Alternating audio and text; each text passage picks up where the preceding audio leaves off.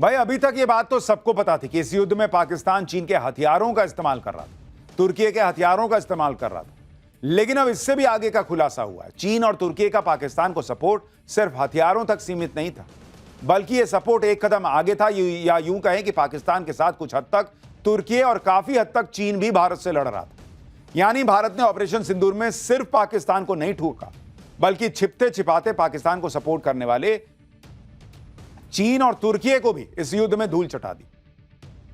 Deputy chief of army staff lieutenant general Rahul R Singh ने बताया कि पाकिस्तान को चीन से लाइव इनपुट मिल रहे थे।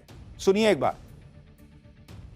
When the DGMO level talks were going on, Pakistan actually was mentioning that we know that your such and such important sort of vector is primed and it is ready for action. I would request you to perhaps, pull it back. So he was getting live inputs as far as from China. So that is one place we really need to move fast. भाई China के सैकड़ों जो हैं वो satellite हैं, और वहां से वो जो है ना वो एक एक चीज देख के पाकिस्तान को बता रहा था, और पाकिस्तान कह रहा था कि देखिए हमको पता है आप हमको इससे मारने वाले हैं, हमको मारने वाले हैं, ऐसा मत कीजिए, हम ऑलरेडी मरे हुए हैं। चीन लाइव अपडेट दे रहा था। सोचिए आप, तुर्की सपोर्ट जो कर रहा था खरीद रहा, उसके बावजूद भारत ने पाकिस्तान को ऐसा ठोका कि पाकिस्तान घुटनों पर आ गया। तीन देशों के हथियार और सपोर्ट भी भारत का कुछ नहीं बिगाड़ पाए। भारत के हथियारों के सामने चीन ने अपनी मिसाइल को कबाड़ होते देखा। यही वजह है कि जो पाकिस्तान भारत से 48 घंटे लड़ने का प्लान बना रहा था, वो 3 से 4 घंटे में सीज फायर के लिए गिड़गिड़ाने लगा। आज सेना ने फिर से यह बताया कि पाकिस्तान के गुहार लगाने पर ही युद्ध रुका। तो जो लोग ट्रंप का फोन आने पर सरेंडर वाली थ्योरी बेच रहे थे, वो आज फिर एक्सपोज हो गए। इतना ही नहीं, जो लोग ये सवाल उठा रहे थे कि भारत ने सीज फायर क्यों किया, उस पर भी सेना ने बड़े अधिकारी ने कहा कि सीज फायर का समझौता करना एक मास्टर स्ट्रोक था। भारत ने एकदम सही समय पर सीज फायर का समझौता किया, और उसकी वजह यह है कि भारत ऑपरेशन सिंदूर के दौरान तय किए गए मकसद को पूरा कर चुका था। यही नहीं, deputy chief of army staff lieutenant general Rahul R Singh ने प्रधानमंत्री मोदी की लीडरशिप की तारीफ की। Defining thing was that leadership, the strategic messaging by leadership was unambiguous. You cross our red lines and there would be action, there would be punitive action if required. There is no scope of absorbing the pain the way we did a few years ago. So that is one important message that stands out loud and clear. Deputy chief of army staff ने जो खुलासा किया, उसके बाद तो operation सिंदूर में cease fire को लेकर कोई कंफ्यूजन रहना भी नहीं चाहिए। खुद सेना ने बता दिया कि पाकिस्तान ने रिक्वेस्ट की थी, लेकिन नरेंद्र सरेंडर वाली कांग्रेस ने सेना की इस बात को इग्नोर कर दिया और यह बात पकड़ ली कि चीन और पाकिस्तान की भयंकर जुगलबंदी है। कांग्रेस ने संसद में चीन पाकिस्तान के मुद्दे पर चर्चा की मांग की है। सुनिए कांग्रेस नेता जयराम रमेश को।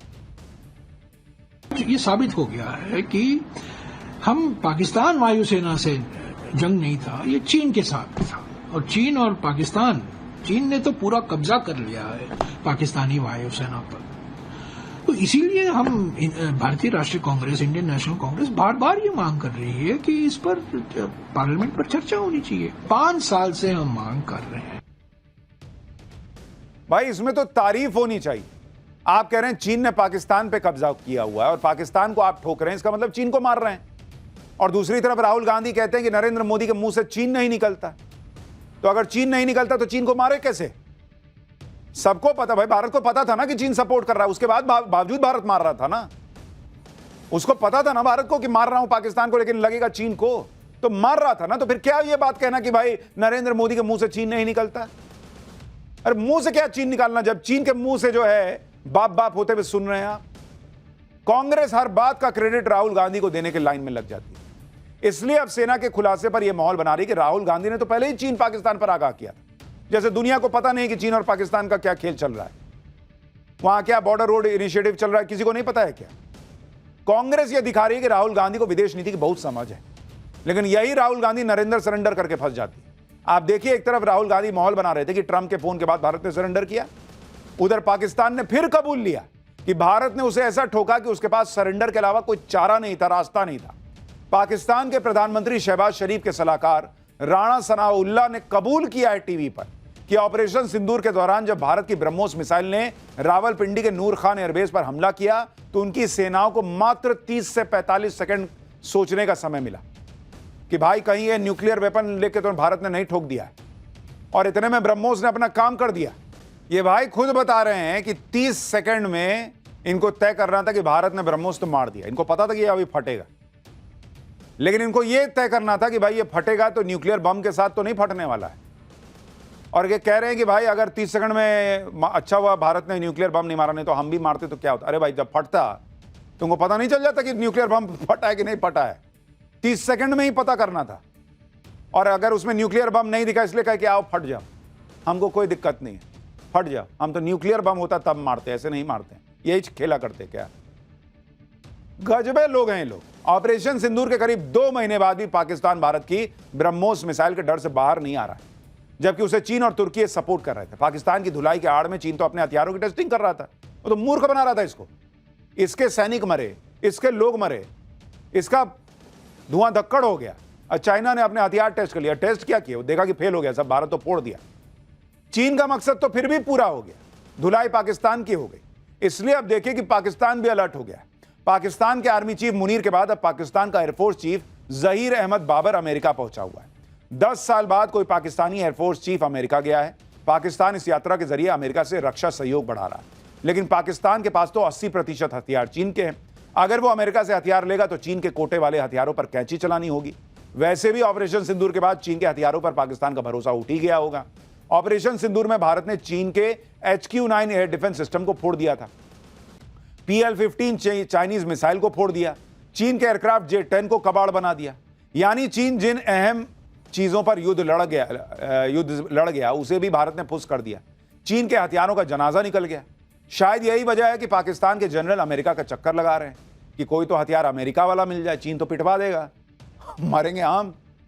लेकिन ये तो चल रहा है साहब। लेकिन आप नरेंद्र मोदी की स्थिति देखिए कि कितने मोर्चे पे वो लड़ रहे हैं। इंटरनल पॉलिटिक्स तो राहुल गांधी और जो करते हैं सो है ही है। उधर पाकिस्तान लड़ता है, लेकिन पीछे से चीन, तुर्की सब भिड़े हुए। और चूंकि भारत की अर्थव्यवस्था रॉकेट बनी हुई है, तो ट्रंप वगैरह जो है वो इधर उधर से जो है उनकी वो आग लगी रहती कि कैसे भारत को रोके, क्या करें। मतलब हर तमाम मोर्चे खुले और ये होता है। आप भी दफ्तर में काम करते होंगे, जब ज्यादा अच्छा काम कीजिएगा 10 लोग जो है वो टांग खींचने वाले आते हैं। सेम हाल इस वक्त तेजी से उभरते बढ़ते भारत का हो रखा है। खैर, भारत को तो नरेंद्र मोदी का नेतृत्व मिला हुआ है, लेकिन बीजेपी का नेतृत्व चेंज होने वाला है। ऑपरेशन सिंदूर के बाद विदेशों में डेलीगेशन भेजे, इससे पाकिस्तान को एक्सपोज किया। इसके बाद पाकिस्तान के दोस्तों का हिसाब किया।